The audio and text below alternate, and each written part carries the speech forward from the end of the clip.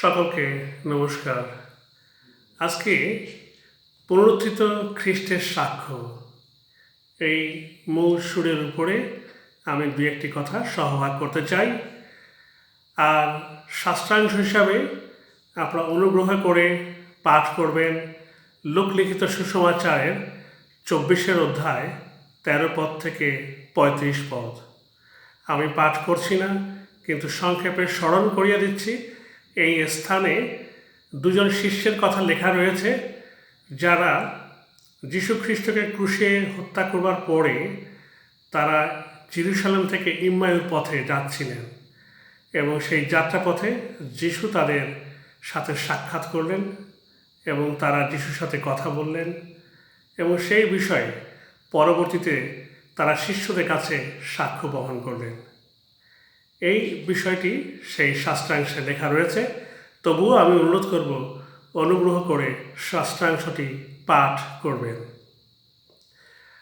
আজকের এই শাস্ত্র অংশের আলোকে কয়েকটি কথা আপনাদের সাথে সহভাগ করতে চাই পুনরুত্থিত খ্রিস্টের সাক্ষ্য এই বিষয়ে। দুজন শিষ্য তারা জেরুজালেম থেকে ইম্মাউর পথে ফিরে যাচ্ছিলেন। আর যখন তারা ফিরে যাচ্ছিলেন তখন তারা যীশু খ্রিস্টের বিষয়ে কথা বলছিলেন। তারা যীশু খ্রিস্টের বিষয়ে কথা বলছিলেন, যে বিষয়গুলো তারা ইতিপূর্বে দেখেছেন। গত 3 দিন ধরে যা ঘটেছে সেই জেরুজালেমে তা তারা আলোচনা করছিলেন। এমন সময় তাদের সেই যাত্রাপথে প্রভু যীশু খ্রিস্ট তিনি উপস্থিত হলেন এবং তাদের সাথে তিনি একজন সাধারণ মানুষের মতোই হাঁটতে লাগলেন, তাদের সাথে কথোপকথন করতে লাগলেন এবং যীশু তাদের সাথে যখন হাঁটছেন, কথা বলছেন, তাদেরকে তিনি পবিত্র শাস্ত্রের আলোকে তারা যে সকল কথা বলছিল সেই সকলকে তিনি ব্যাখ্যা করে দিচ্ছিলেন।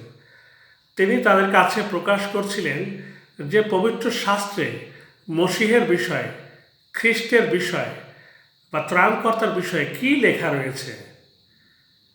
তাকে যে মরতে হবে, তিনি যে পুনরুত্থিত হবেন, সে বিষয়েই প্রভু যীশু খ্রিস্ট তাদেরকে স্মরণ করিয়ে দিচ্ছিলেন সেই শাস্ত্রাংশ সমূহ থেকে, এবং সেই সাথে তিনি সেই শাস্ত্র অংশগুলির ব্যাখ্যাও করে দিচ্ছিলেন যাতে শিষ্যেরা সত্যকে উপলব্ধি করতে পারে।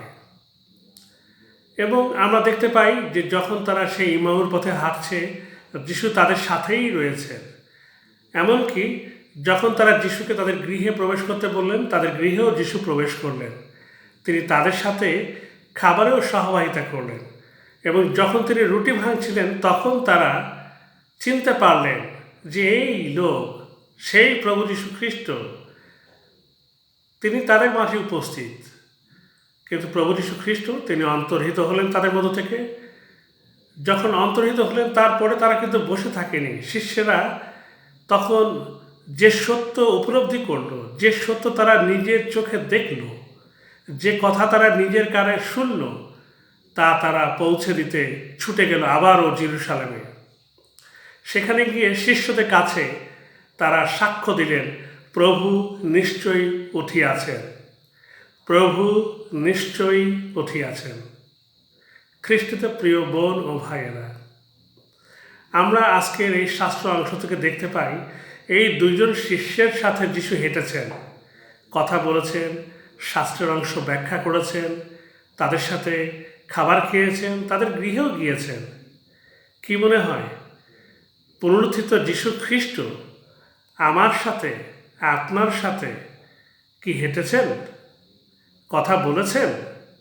কখনো কি শাস্ত্রের মধ্য দিয়ে আমাদের কাছে কথা বলেছেন? তিনি কি আপনার এবং আমার গৃহে নীরব অতিথি হয়ে উপস্থিত আছেন বা ছিলেন? তিনি কি আপনার এবং আমার খাবার টেবিলে সহভাগিতা করেছেন? কি মনে হয়?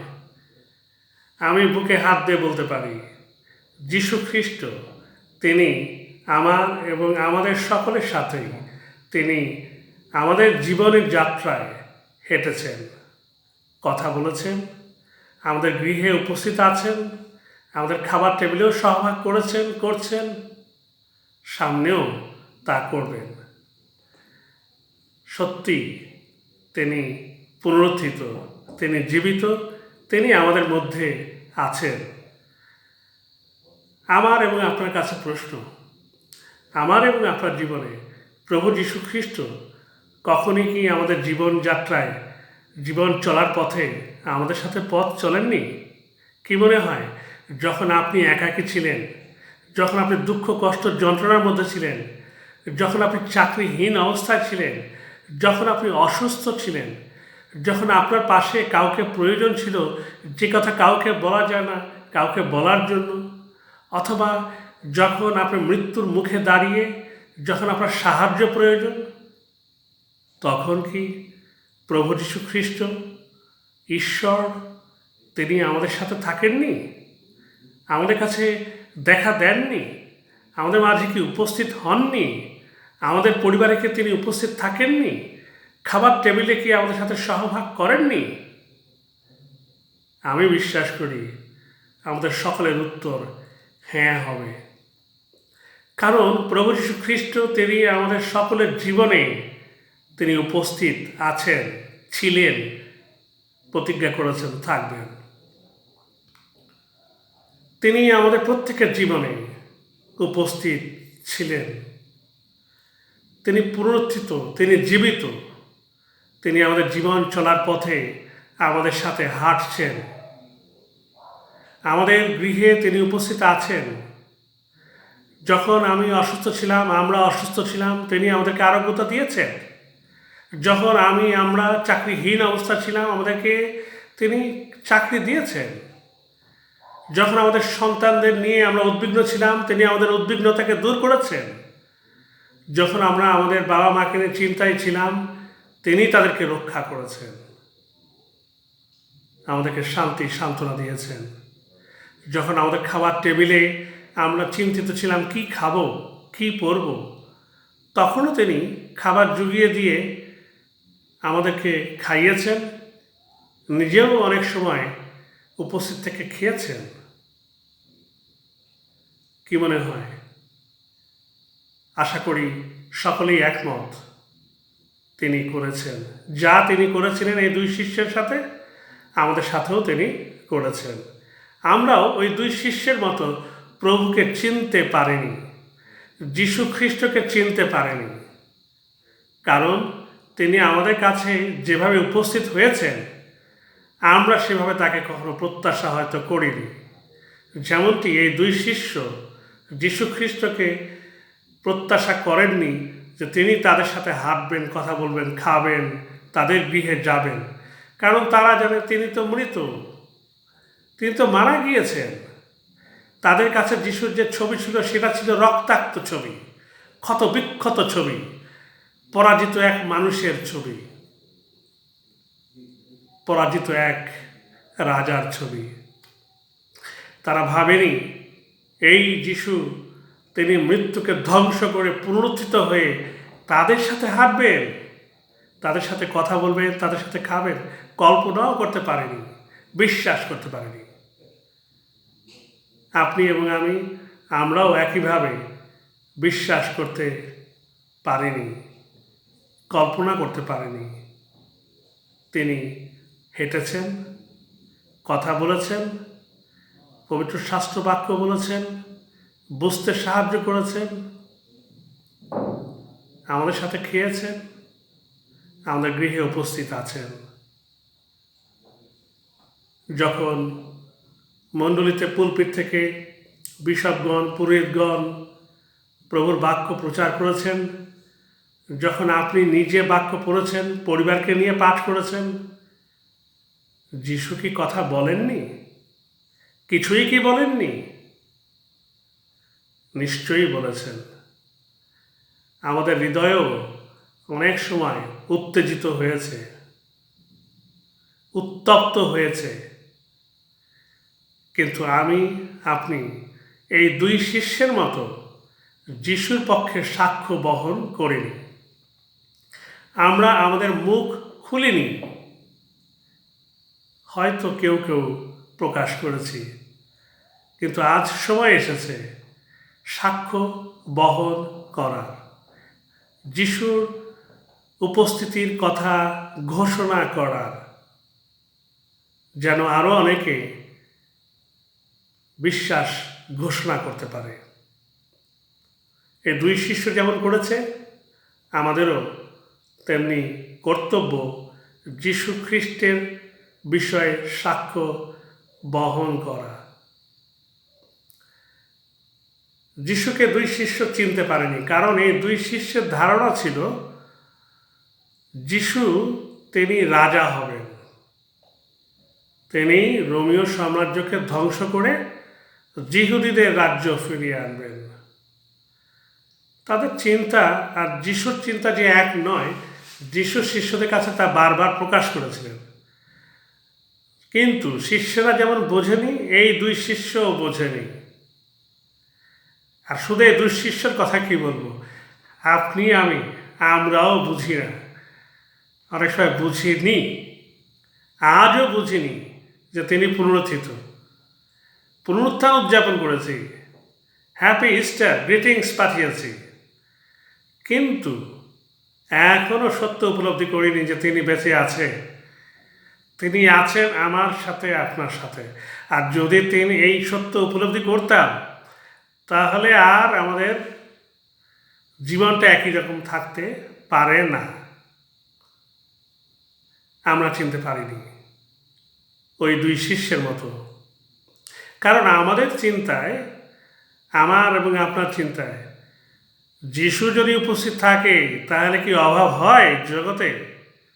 ঘরে কি অভাব অনটন হয় যিশু উপস্থিত থাকলে? যিশু উপস্থিত থাকলে কি রোগ ব্যাধি আসে পরিবারে? আমার জীবনে কি অসুস্থতা আসতে পারে যিশু থাকলে? যিশুই যদি থাকে, তাহলে যিশু কি আমাদের কোনো অমঙ্গল হতে দেবেন? যিশুই যদি থাকে, তাহলে আমাদের কি চাকরিহীন অবস্থায় রাখবেন? যিশুই যদি থাকেন, তাহলে কি আমরা গরিব হতে পারি? কি মনে হয়, এ প্রশ্নগুলো আসে না? সেটাই সত্য। আমি এবং আমরা এইগুলোই চিন্তা করে থাকি ঈশ্বরের উপস্থিতির বিষয়, যিশুর উপস্থিতির বিষয়। কিন্তু প্রভু যীশু খ্রিস্ট তিনি আমাদেরকে দেখিয়েছেন তার উপস্থিতির অর্থ এইটা নয়। তার উপস্থিতির অর্থ আমাদের জীবনে শান্তি থাকা, স্বর্গীয় আনন্দ থাকা। তার উপস্থিতির অর্থ আমাদের জীবনে আশ্চর্য কাজ ঘটা, আরোগ্যতা লাভ করা, অভাব অনটনের মধ্যেও প্রভুর শান্তি নিয়ে দুবেলা ভাত খাওয়া, অথবা উপবাস থাকলেও প্রভুতে আনন্দ করা, না খেয়ে থাকলেও প্রভুতে আনন্দ করা। আর তাই যীশু খ্রিস্টের উপস্থিতি ভিন্ন কথা বলে, যা আমরা অনেক সময় চিন্তা করি না। তাই আজকে আমাদের সময় এসেছে স্মরণ করা, আমাদের অভাবে, আমাদের অসুস্থতায়, আমাদের দুঃখ কষ্ট যন্ত্রণায়, চাকরিহীন অবস্থায়, যখন আমরা দুর্ঘটনায় কবলিত সেই অবস্থায়, এমনকি যখন আমরা এই ভাইরাসের কবলে আক্রান্ত, সন্ত্রস্ত, তখনও প্রভুর উপস্থিতির বিষয়ে আমাদের নিশ্চিত হওয়া প্রয়োজন, বিশ্বাস করা প্রয়োজন, উপলব্ধি করা প্রয়োজন, স্বীকার করা প্রয়োজন তিনি আছেন আমাদেরই সাথে। পরিশেষে যে কথা বলতে চাই, শিষ্যরা, এই দুজন শিষ্য, তারা উদ্বিগ্ন ছিলেন, চিন্তিত ছিলেন যে এখন কি হবে, যাকে নিয়ে এত চিন্তা করলাম, যিনি আমাদের রক্ষা করবেন, তিনি তো শেষ, কি হবে? আমরা যে ফিরে যাচ্ছি ইমাউতে, তারপর কি? তারা চিন্তিত ছিলেন, উদ্বিগ্ন ছিলেন, হতাশাগ্রস্তও ছিলেন। কিন্তু যখন তারা প্রভু যীশু খ্রিস্টকে দেখতে পেলেন, যখন তারা যীশু খ্রিস্টকে উপলব্ধি করলেন, তখন তাদের জীবনটা এক মুহূর্তে পাল্টে গেল। আপনারা যদি পাঠ করে থাকেন তাহলে দেখবেন যে তারা ছুটে গেলেন আনন্দের সাথে এবং সাক্ষ্য বহন করলেন, প্রভু নিশ্চয়ই উঠিয়াছেন। তাই তাদের সেই ভয় আর নাই, হতাশা আর নাই, উদ্বিগ্নতাও আর নাই। এই সব কিছু পরিবর্তিত হয়ে গেল। আনন্দ সহকারে তারা ছুটে গেল আবারও, যদিও তারা ক্লান্ত ছিল। জেরুজালেম থেকে ইম্মাউতে আসছিলেন, অনেকটা পথ হেঁটেছেন, আবারও ফিরে যাওয়া এটা এমনি এমনি হবে না। যদি তেমন আনন্দই যদি না থাকে, না পেত, তাহলে কার ইচ্ছা হয় আবারও অতটা পথ ফিরে গিয়ে ওই শিষ্যদেরকে খুঁজে বের করে তাদের কাছে শুধু এই সংবাদটুকু দেওয়া, প্রভু নিশ্চয়ই উঠিয়াছেন? কি এর অর্থ? এর অর্থ হচ্ছে এই যে তাদের জীবনে এক মহা আনন্দ আসলো, নতুন আশা আসলো। ঠিক তাই, পুনরুত্থিত যীশু খ্রিস্ট যদি আমাদের জীবনে দেখা দেন, তিনি যদি উপস্থিত থাকেন আর যদি তা বিশ্বাস করেন, তা দেখেছেন, তাহলে জীবন পাল্টিয়ে যায়। এটিও সত্য কথা, জীবন একরকম থাকে না। জীবনে পরম আনন্দ, পরম সুখ, পরম শব্দটা ব্যবহার করা হচ্ছে। এই সুখ, শান্তি, আনন্দ, এই জাগতিক সুখ, শান্তি, আনন্দ যা ক্ষণস্থায়ী তা নয়, এরও ঊর্ধ্বে। আর তাই যারা যীশু খ্রিস্টের সাক্ষাৎ লাভ করেন, তারা দুঃখ, কষ্ট, যন্ত্রণা, এমনকি মৃত্যুর মুখে দাঁড়িয়েও তারা পরম সুখ ও আনন্দ লাভ করতে পারেন। তারা জানেন কিভাবে সেই সুখ ও আনন্দ পাওয়া যায়, কি সেই সুখ ও আনন্দ। তাই জীবন পরিবর্তিত হয়, এক নূতন জীবন আমরা লাভ করি।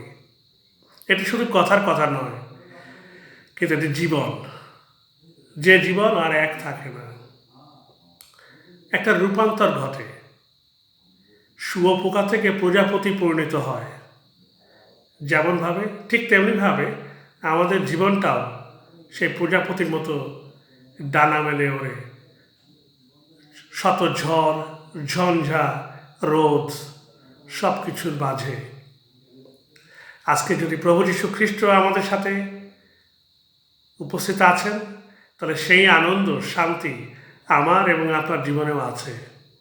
তা প্রকাশ করা দরকার, তা ঘোষণা করা দরকার, তা বলা দরকার। কিছুদিন আগে আমাদের চার্চেরই এক বোন গুড ফ্রাইডে দিনেই সম্ভবত আমাকে ফোন করে বলছে, অনেকটা কান্না জড়িত কণ্ঠে, দাদা আমার জন্য প্রার্থনা রাখবেন। কারণ আমি হয়তো করোনায় আক্রান্ত হয়েছি, কারণ দুদিন আগে আমি করোনা রোগীর সেবা করেছি। এখন কিছুটা জ্বর জারি বা সর্দি কাশি এরকম কিছু একটা সে বলছিল, সে তার শরীরে উপলব্ধি করছে এবং তাকে কোয়ারেন্টাইনে রাখা হয়েছে। এবং সে প্রার্থনা করতে বলল। তার জন্য আমি, আমার পরিবার এবং আরও অনেকে প্রার্থনা রেখেছে। সে নিজেও প্রার্থনা রেখেছিল। বিশ্বাস করুন, পুনরুত্থানের একদিন বা দুদিন পরে সেই বোন ফোন করে বলছে, দাদা আমার করোনা টেস্ট হয়েছিল, আমার ফলাফল নেগেটিভ। প্রভুর গৌরব হোক, প্রভু আমাদের প্রার্থনা শুনেছেন, প্রভু আমাদের সেই বোনের প্রার্থনা শুনেছেন।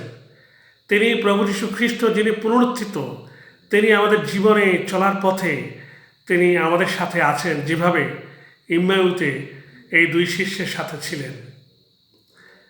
তিনি আমাদেরকে তার উপস্থিতি দিয়ে তার দেওয়া আনন্দ, শান্তি, সান্ত্বনা তিনি দান করেন।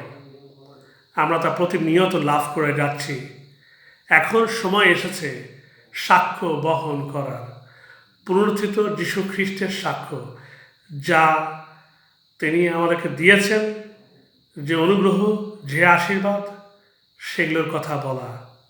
আমাদের দুঃখ, কষ্ট, যন্ত্রণায়, অসুস্থতায়, অভাবে, অনটনে তিনি যে উপস্থিত ছিলেন, তিনি যে আছেন, সে কথা আজ ঘোষণা করা দরকার। এই দুই শিষ্য যেভাবে আনন্দের সাথে শান্তি নিয়ে ঘোষণা করেছিলেন, আপনার আমার ঘোষণা করা কর্তব্য। খ্রিস্ট সত্যই পুনরুত্থিত, শেষ যে কথাটি বলতে চাই, ইংরেজিতে সাক্ষ্য বহন করার অর্থ উইটনেস বা উইটনেসিং ক্রাইস্ট। আমার কাছে মনে হয় সাক্ষ্য বহন হচ্ছে উইটনেস ইন ক্রাইস্ট, বা বলতে চাই যিশু খ্রিস্টের সাথে থাকা। তিনি আমাদের সাথে আছেন, আমরাও তার সাথে যেন থাকি। যার সাথে আপনি থাকি তার বিষয়ে অনেক কথা বলা যায়, তার বিষয়ে সব ঘোষণা করা যায়, সত্য মিথ্যা, ভালো মন্দ, সবল দিক দুর্বল দিক। তো খ্রিস্ট তো আছেন। আসুন না আপনি খ্রিস্টের সাথে থাকি, যেন আমরাও তার বিষয়ে জোরালোভাবে বলতে পারি।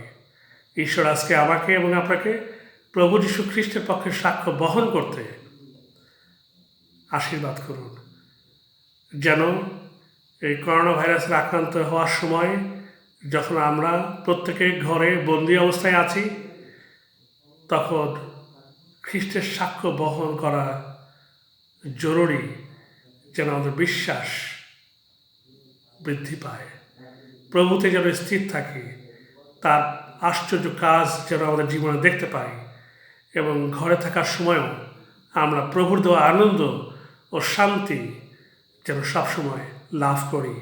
প্রভুর গৌরব হোক। সকলে মিলে বলি, তিনি সত্যই পুনরুত্থিত। হালেলুয়া। ঈশ্বর পিতা, ঈশ্বর পুত্র, পবিত্র আত্মার নামে আমেন।